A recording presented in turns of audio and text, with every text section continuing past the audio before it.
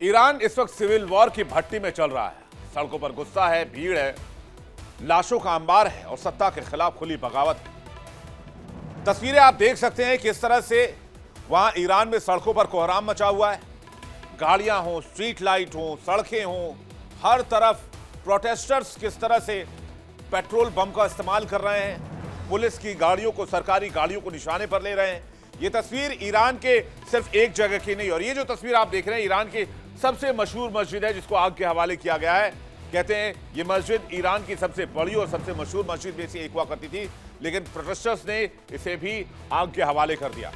इसके अलावा कुछ और तस्वीरें आ रही हैं जो परेशान कर रही हैं ईरान से, जो ये बता रही हैं कि ईरान में हालात ठीक नहीं। एक और तस्वीर आपके सामने रखते हैं, ये देखिए एक और तस्वीर, इसमें बड़े पैमाने में प्रदर्शनकारी दिख रहे हैं और जिस तरह के हालात बने हुए वो भी समझे जा सकते हैं। यानी अब प्रदर्शन सिर्फ नारे में नहीं रहे हैं, ये प्रदर्शन खून खराबे में तब्दील हो चुके हैं। खामनेई पहले इस प्रदर्शन को किसी भी कीमत पर कुचलना चाहते थे, लेकिन कुचलने का जो तरीका था वो बहुत हिंसक था, इसलिए भीड़ बहुत ज्यादा बेकाबू हो चुकी है। लोगों के अंदर गुस्सा बहुत पनप चुका है और वहां की सरकार से मुक्ति चाहते हैं लोग, और इसलिए ये प्रदर्शन देखने को मिल रहा है। जरा सुनिए वहां किस तरह से नारेबाजी हो रही है।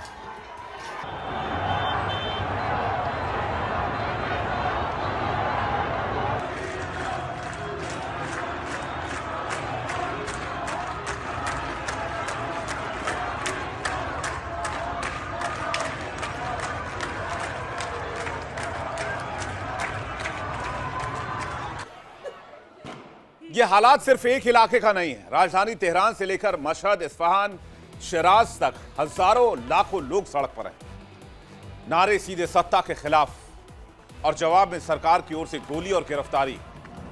आलम यह है कि 15,000 से ज्यादा लोगों को अरेस्ट कर लिया गया है। आपातकालीन जैसे स्थिति बने हुए, इमरजेंसी जैसे हालात ईरान में बन गए हैं और हालात उस वक्त और विस्फोटक हो गए जब राजधानी तेहरान समेत कई बड़े शहरों में प्रदर्शनकारियों पर सुरक्षा बलों ने हमला बोल दिया।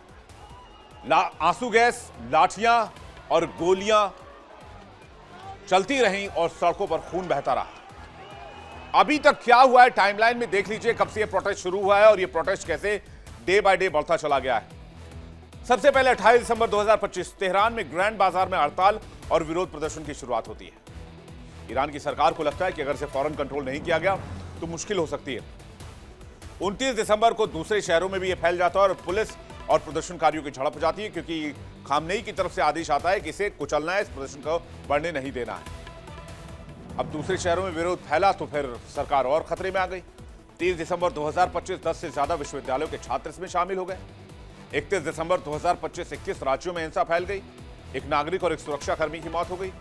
1 जनवरी 2026 नए साल में पूरी दुनिया जहां जश्न में डूबी हुई थी, वहां ईरान में प्रोटेस्ट चल रहे थे और 5 प्रदर्शनकारियों की जान चली गई। पहले ही तारीख को 3 जनवरी 2026 खामनेई सरकार ने प्रदर्शनकारियों को दंगाई कहा और मौतों का आंकड़ा पहुंच गया 28। 5 जनवरी आ जाइए 2026, 28 राज्यों में हिंसा फैल गई, 369 विरोध दर्ज किए गए। 6 जनवरी 2026 रजा पहलवी ने 8 जनवरी को प्रदर्शन की अपील की और पूरे ईरान से सड़क पर उतरने को कहा। 7 जनवरी 2026 ईरान शहर में पुलिस कमांडर की हत्या कर दी गई और इसी तारीख को कुल मौत 30 से 40 दर्ज की गई। 8 जनवरी 2026 100 से ज्यादा शहरों में प्रदर्शन, इसी दिन इंटरनेट सेवा बंद करनी पड़ी, मौत का आंकड़ा 45 तक पहुंच गया। 9 जनवरी 2026 तेहरान एयरपोर्ट पर सेना अलर्ट पर कर दी गई। 10 जनवरी 2026 अल रसूल मस्जिद में आग लगा दी गई, बिजली सप्लाई बंद कर दी गई। 11 जनवरी 2026 अंतर्राष्ट्रीय दबाव बढ़ गया, यूएन और मानवाधिकार संगठनों की चिंता भी बढ़ गई। और 12 जनवरी 2026 जो लेटेस्ट रिपोर्ट है वो ये है कि ईरान में उबाल है। सड़क पर सत्ता बनाम आम लोगों की निर्णायक जंग जारी है और अब तक 550 लोगों की मौत हो गई और 10,000 से ज्यादा लोग गिरफ्तार किए गए हैं। लेकिन ये ऑफिशियल आंकड़ा है, अभी तो अंदर की कहानी क्या है किसी को पता नहीं है, क्योंकि इंटरनेट सर्विस ठप है, जानकारी निकलकर सामने नहीं आ रही है। अनऑफिशियल आंकड़ा जो है वो 4 से 5,000 तक जा रहा है जो लोग मारे गए हैं और 15 से 20,000 तक गिरफ्तारियों की बात की जा रही है। अमेरिका के एक मानवाधिकार संस्था ने दावा किया है कि प्रदर्शन में मारे गए लोगों की संख्या 490 प्रदर्शनकारी और 48 सुरक्षा बलों के सदस्य हैं। हालांकि ईरानी सरकार अभी भी इन आंकड़ों से इनकार कर रही है। Human right activist news agency का कहना है कि प्रदर्शनकारियों पर की गई सख्त कार्रवाई के चलते हालात और बिगड़े हैं। सरकार ने हालात को काबू में करने के लिए इंटरनेट सेवाओं पर पाबंदी लगाई है। मोबाइल नेटवर्क ठप किए गए और शहरों में भारी सुरक्षा बल तैनात कर दिए गए हैं। लेकिन गुस्सा कम होने के बजाय बढ़ता जा रहा है। प्रदर्शनकारियों का आरोप है कि सरकार आवाज को कुचल रही है, असहमति को कुचल रही है, दबा रही है और डर के बल पर शासन चलाना चाहती है, यानी सरकार तानाशाही हो गई है। वहीं सत्ता पक्ष का दावा यह है कि यह प्रदर्शन अमेरिका और इजराइल की साजिश का हिस्सा है और अमेरिका और इजराइल इसे पंप कर रहे हैं, हवा दे रहे हैं। ईरान को जलाने की कोशिश कर रहे हैं, तख्ता पलट करने की कोशिश की जा रही है। ईरान संकट का असर देश की सीमाओं के बाहर भी दिख रहा है। अमेरिका के लॉस एंजल्स में ईरान विरोधी रैली के दौरान एक यू हॉल कंपनी है जिसकी ट्रक के भीड़ में घुस जाने से कम 2 लोग घायल हो गए। यह घटना विल्शायर फेडरल बिल्डिंग के बाहर हुई, जहां ईरान में जारी प्रदर्शन के समर्थन में हजारों लोग जुटे थे। पुलिस ने ट्रक चालक को हिरासत में ले लिया, जबकि घटना के दौरान हालात तनावपूर्ण बन गए। इधर ईरान ने अमेरिका और इजराइल पर सीधा अटैक किया है। ईरानी राष्ट्रपति मसूद पेजेश्कियन ने कहा कि उनके देश में हो रहे दंगे के पीछे अमेरिका और इजराइल की साजिश है, जैसे कि मैंने आपको बताया। पेजेश्कियन ने कहा कि अमेरिका और इजराइल सोची समझी रणनीति के तहत ईरान में दंगा भड़का रहे हैं ताकि सिस्टम को तोड़ा जाए और देश को अराजकता की आग में झोंक दिया जाए। उनका आरोप यह है कि सोशल मीडिया, फंडिंग और सीक्रेट नेटवर्क के जरिए हिंसा को हवा दी जा रही है। ईरान में सुलगती आग अब सिर्फ तेहरान तक सीमित नहीं है। ईरान के हालात पर पूरी दुनिया की नजर है और सबसे पहली नजर अमेरिका की है। और इसी बीच इजराइल ने खुलकर अपना रुख भी सामने रख दिया है। साप्ताहिक कैबिनेट बैठक की शुरुआत में नेतन्याहू ने कहा कि ईरान के आम नागरिक जिस साहस के साथ सड़कों पर उतरे हैं, उससे सिर्फ इजराइल नहीं बल्कि पूरी दुनिया को प्रभावित किया है। नेतन्याहू ने ईरान के प्रदर्शनकारियों की हत्या की कड़ी निंदा करते हुए कहा कि निर्दोष नागरिकों पर दमन किसी भी हाल में स्वीकार्य नहीं है। उन्होंने यह भी संकेत दिया कि जिस दिन ईरान अत्याचार, दमन और तानाशाही से मुक्त होगा, उस दिन इजराइल और ईरान के रिश्तों में नए अध्याय की शुरुआत हो सकती है। इजरायली अधिकारियों के मुताबिक नेतन्याहू ने इस मुद्दे पर अमेरिकी विदेश मंत्री मार्को रूबियो से भी फोन पर बातचीत की है। इस बातचीत में ईरान के हालात, क्षेत्रीय सुरक्षा और पश्चिमी एशिया में बढ़ते तनाव जैसे मुद्दे शामिल रहे हैं। वहीं ईरान में बढ़ती अशांति सिर्फ आंतरिक मामला नहीं रह गया, ये वेस्ट एशिया की राजनीति, इजराइल अमेरिका रणनीति और वैश्विक संतुलन को सीधे प्रभावित कर रहा है। कैसे, आइए समझते हैं। कहते हैं ईरान में जो उबाल है उसके पीछे अमेरिका की चाल है। इसके अलावा महंगाई और करेंसी की गिरावट से जनता भड़की हुई है। यानी जनता पहले ही गुस्से में थी, उसे बस एक चिंगारी की जरूरत थी। खामनेई सरकार पर भी दबाव बढ़ रहा है। अमेरिका की सख्त बयानबाजी, रेडलाइन की चेतावनी दे दी गई है, यानी ईरान रेडलाइन पार ना करे। ट्रंप के संकेत, पर्दे के पीछे ट्रंप के एक्टिव रोल की बात कही जा रही है। ईरान का आरोप है कि अमेरिका और इजराइल ही हिंसा भड़का रहे हैं। अंतर्राष्ट्रीय निगरानी तेज है, इजराइल अलर्ट पर है। मिडिल ईस्ट में भी टकराव का खतरा बढ़ा है, इसलिए मिडिल ईस्ट में अमेरिका ने अपने सारे बेसेस को हाई अलर्ट कर दिया है कि कभी भी अगर कोशिश हुई या फिर ईरान जाना पड़ा तो रेडी टू गो मोड में रहिए। यानी ईरान में सुलगती आग पर अमेरिका की नजर और तेज हो गई है। ईरान की सड़कों पर इस्लामिक रिपब्लिक के खिलाफ उठती आवाजों को लेकर वॉशिंगटन में हलचल मची हुई है। रिपोर्ट्स के मुताबिक अमेरिकी राष्ट्रपति डोनाल्ड ट्रंप अब खुलकर ईरानी शासन के खिलाफ प्रदर्शन कर रहे लोगों की मदद पर विचार कर रहे हैं। लेकिन सवाल यह है कि मदद कब, कैसे और किस हद तक। सूत्रों के हवाले से बड़ी जानकारी सामने आई है। कहा जा रहा है कि राष्ट्रपति ट्रंप ने ईरान में इस्लामिक रिपब्लिक शासन के खिलाफ आंदोलन कर रहे लोगों की मदद का मन बना लिया है। लेकिन अब तक यह तय नहीं हो पाया है कि यह मदद किस रूप में और कब दी जाएगी। वॉशिंगटन में बीते कुछ दिनों से लगातार बैठकों का दौर चल रहा है। इन बैठकों में कई आक्रामक विकल्पों पर चर्चा हुई है, जिसमें सैन्य कार्रवाई, साइबर सपोर्ट और प्रदर्शनकारियों को सैटेलाइट इंटरनेट मुहैया कराने जैसे कदम शामिल हैं। अमेरिकी प्रशासन मानता है कि फिलहाल ईरान का शासन पूरी तरह ढहने की कगार पर नहीं है, लेकिन हालात में ऐसी दरारें जरूर दिख रही हैं जो पहले कभी नहीं देखने को मिली। यानी ईरान का सिस्टम कमजोर हो गया है और यही वो मौका है जो पिछले 1979 के बाद अभी तक अमेरिका ढूंढ रहा था।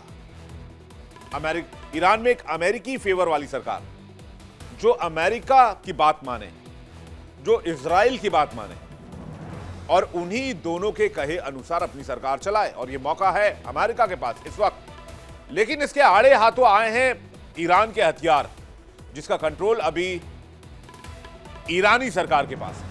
इस पर भी बात करेंगे। लेकिन ईरान में यह प्रदर्शन क्यों भड़का है, यह भी देखने की जरूरत है।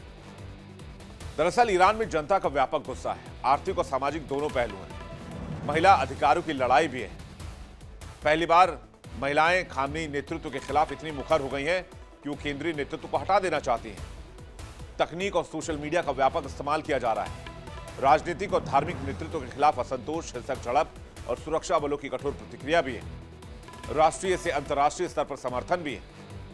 जानकारों का कहना है कि अगर अमेरिका खुलकर मैदान में उतरता है तो ईरान के अंदरूनी हालात और ज्यादा विस्फोटक हो सकते हैं। सवाल यह भी है कि क्या ट्रंप ईरान में अंदर से सत्ता बदलने की पटकथा लिख रहे हैं? जवाब है हां, अमेरिका ऐसा चाहता है। क्योंकि 1979 जब इस्लामी क्रांति हुई, उससे पहले 1953 से और 1942 से ही कहें, तब से लेकर 79 तक अमेरिका की देखरेख में ही वहां की सरकार चल रही थी। रेजा पहलवी ईरान में सरकार चलाते थे। लेकिन 1979 में जब इस्लामिक क्रांति हुई, तब खुमैनी की वापसी हुई, जो कि एक निर्वासित लीडर थे ईरान के। और जब खुमैनी की वापसी हुई, उसके बाद इस्लामिक शासन नाफिज किया गया ईरान पर। लेकिन अमेरिका वापस वही रिजीम चाहता है, क्योंकि ईरान में भी बहुत बड़ी मात्रा में तेल है जो अमेरिका के कंट्रोल पर चलेगा, जैसा कि वेनेजुएला में हुआ। अमेरिका के राष्ट्रपति डोनाल्ड ट्रंप इसलिए बार बार बयान दे रहे हैं। अब एक तस्वीर उन्होंने सोशल मीडिया पर जारी कर दी और सोशल मीडिया पर पोस्ट करते हुए यह तस्वीर पोस्ट की उन्होंने। देखिए, उनका खुद का social media, truth social media, और उस पर उन्होंने सून लिखा और यह फोटो लगाई है इस पोस्ट के साथ। अब इस तस्वीर ने वॉशिंगटन से लेकर ईरान, क्यूबा, मेक्सिको, कोलंबिया, हर जगह भूचाल ला दिया है कि वो क्या ऐसा करने जा रहे हैं। ईरान में कयास लगाए जा रहे हैं कहीं अमेरिकी हमले की तैयारी में तो नहीं है। डोनाल्ड ट्रंप के बहुत जल्द वाली रहस्यमय फोटो ने सनसनी मचा दी है कि अब वो अगला कदम ऐसा क्या लेने जा रहे हैं। ब्लैक एंड व्हाइट तस्वीर पोस्ट की, इसके कैप्शन में लिखा सून। ट्रंप ने कहा प्रदर्शनकारियों की मदद करेंगे। सैन्य कार्रवाई की संभावनाओं पर भी नजर टिकी हुई है। इस फोटो के बाद ट्रंप के बयान और पोस्ट लगातार चर्चा में है। ट्रंप ने अपने सोशल मीडिया प्लेटफॉर्म ट्रूथ पर एक पुराने स्टाइल की black and white photo post की। कोई लंबा कैप्शन नहीं, बस सून लिखा, जैसा कि मैंने आपको दिखाया। लेकिन सवाल यह है कि सून किसके लिए? कोलंबिया के लिए, क्यूबा के लिए, मैक्सिको के लिए, कनाडा के लिए, ग्रीनलैंड के लिए, ईरान के लिए। तो ईरान में कहा जा रहा है कि ईरान की तस्वीर पोस्ट की गई है, उसमें सून लिखा गया है, क्योंकि वही ट्रंप है जो पहले ट्विटर पोस्ट से ईरान को धमकी दे चुके हैं, उत्तर कोरिया को अल्टीमेटम दे चुके हैं और बिना चेतावनी बड़े फैसले लेने के लिए जाने जाते हैं। इस पोस्ट के बाद अमेरिकी रणनीतिक हलचल तेज है। मिडिल ईस्ट के एक्सपर्ट सतर्क हैं और ईरान को लेकर अटकलें तेज हैं। खास बात यह है कि पोस्ट ऐसे वक्त पर आया है जब ईरान पहले से ही अंदरूनी विरोध, सिविल वॉर का सामना कर रहा है। अंतर्राष्ट्रीय दबाव और इजराइल अमेरिका की निगरानी में है। ट्रंप का सून पोस्ट करना सिर्फ एक शब्द नहीं है, साइकोलॉजिकल वॉरफेयर भी है। ट्रंप की खामोशी, पोस्ट की गूंज और ईरान पर मंडराता खतरा। क्या ये सिर्फ एक पोस्ट है, किसी बड़े एक्शन का ट्रेलर कहा जाए? अमेरिकी राष्ट्रपति डोनाल्ड ट्रंप ने कहा है कि ईरान के नेताओं ने अमेरिका से बातचीत के लिए संपर्क किया है और एक बैठक तय की जा रही है। ट्रंप के मुताबिक ईरानी नेतृत्व अमेरिका दबाव से थक चुका है, लेकिन उन्होंने साफ किया कि अगर बातचीत से पहले हालात बिगड़ते हैं तो अमेरिका कार्रवाई से भी पीछे नहीं हटेगा। ट्रंप ने यह भी कहा है कि वो ईरानी विपक्षी नेताओं के भी संपर्क में है। वो रेजा पहलवी से भी बातचीत कर रहे हैं। इससे पहले उन्होंने प्रदर्शनकारियों की मौत के बाद ईरान पर सैन्य हमले की संभावना जताई थी और कहा था कि वॉशिंगटन स्थिति को बेहद गंभीरता से देख रहा है। ऐसे में ईरान को रेड लाइन क्रॉस नहीं करना चाहिए। खुमैनी को, खामनेई को वहां पर लोगों को नहीं मरवाना चाहिए। लेकिन ये सब कुछ हुआ क्या, इसकी पृष्ठभूमि में क्या है? दरअसल ईरान में अब तक का सबसे बड़ा आर्थिक संकट चल रहा है। 2024 से 2026 तक की रिपोर्ट देखेंगे तो निर्यात आयात का अंतर बहुत ज्यादा है। 2024 में कुल निर्यात $22.18 बिलियन था, जो 2024 में कुल आयात जो है वो $34.65 बिलियन था। व्यापार घाटा था $12 बिलियन का। 2025 में तेल निर्यात में गिरावट और प्रतिबंध से व्यापार घाटा बढ़ा $15 बिलियन का हो गया। महंगाई दर देखेंगे तो खाद्य महंगाई दर 72% है, दवाइयों पर महंगाई दर 50% है, और सबसे जो बड़ा डैमेज हुआ है वो वहां की करेंसी का अवमूल्यन है कि डिक्लाइन जो हुआ है, वहां की करेंसी जो डिक्लाइन हुई है। रियाल 1.45 मिलियन प्रति अमेरिकी डॉलर तक गिर गया। 2026 का बजट प्रस्ताव टैक्स में भारी भरकम 62% बढ़ोतरी की बात कही गई, इससे और लोग नाराज हो गए। एक तो राहत नहीं है, उस पे से जबरन और बोझ लादा जा रहा है। जेंजी और मिडिल वर्ग में नाराजगी और बढ़ गई। मुख्य कारण जो है वो तेल और पेट्रोकेमिकल्स पर डिपेंडेंसी और तेल और पेट्रोकेमिकल्स को अमेरिका का कंट्रोल करना, क्योंकि जो अमेरिका के साथ है वही तेल बेच सकता है, बाकी कोई और तेल इस दुनिया में नहीं बेच सकता है। और ये बात ईरान को पता है, लेकिन इसके बावजूद ईरान ने अमेरिका से दुश्मनी मोल ली और उसके ऊपर दुनिया भर के सैंक्शंस लगाए गए। इससे हुआ क्या? इससे हुआ ये कि वहां महंगाई बढ़ती चली गई, करेंसी गिरती चली गई, और आज की तारीख में ईरान दिवालिया होने की कगार पर है। जहां महंगाई आसमान छू रही है, करेंसी जमीन के नीचे कब्र में जा चुकी है, जनता का सब्र जवाब दे चुका है, सड़कों पर गुस्सा है, नाराजगी है, सत्य के खिलाफ खुला विद्रोह है। लेकिन सवाल सिर्फ ईरान का नहीं है, सवाल अमेरिका के उस रुख का भी है जो इस आग में घी डालने का काम कर रहा है। अमेरिका से आए बयान हालात को और भड़का रहे हैं। वॉशिंगटन खुले तौर पर ईरानी जनता के साथ खड़े होने की बात कर रहा है, लेकिन तेहरान इसे सीधा दखल मानता है। अमेरिकी बयानबाजी को ईरान अपनी संप्रभुता पर हमला मान रहा है। सत्ता और जनता के बीच बढ़ती खाई और अब अंतर्राष्ट्रीय राजनीति का तड़का भी लग चुका है। क्या अमेरिका वाकई सिर्फ बयान दे रहा है या पर्दे के पीछे कोई बड़ा खेल चल रहा है?